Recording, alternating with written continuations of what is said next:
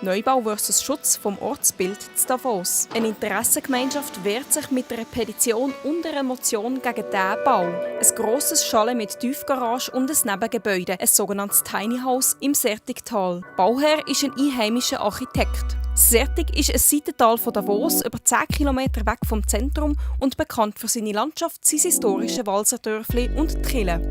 Der Architekturstudent Lukas Kistler hat die Interessengemeinschaft gegen den Bau gegründet. Die Erhaltungshinweise, die in dem Inventar drin steht, wo das zu einem schützenswerten Ort machen, die sind nicht eingehalten. Die sagen, dass man keine Neubauten machen sollte.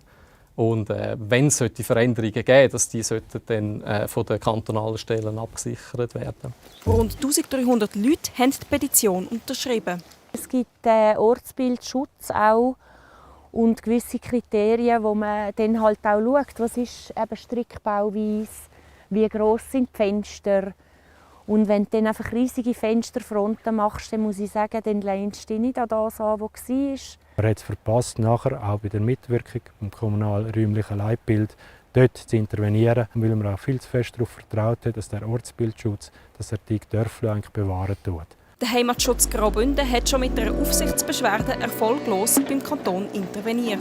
Verantwortlich für die Baubewilligung ist die Behörde der Gemeinde Davos. Sie ist zum Schluss gekommen, dass alle rechtlichen Auflagen erfüllt sind. Und darum haben sie die kantonale Denkmalpflege gar nicht erst ins Boot geholt. Wir sind in der Bauzone unterwegs. Wir operieren nicht direkt an irgendwelchen schützenswerten Bauten. Es war rechtlich nicht notwendig.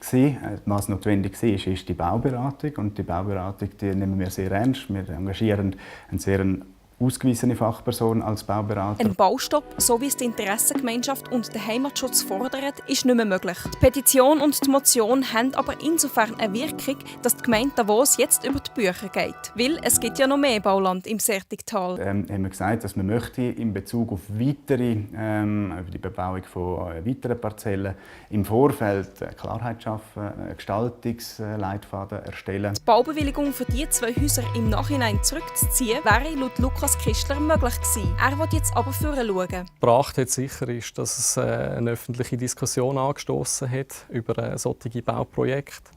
Und ich denke, das ist sicher mal als Erfolg zu werten. Es ist also gut möglich, dass es für weitere Baugesuche im Sertigtal schwieriger wird.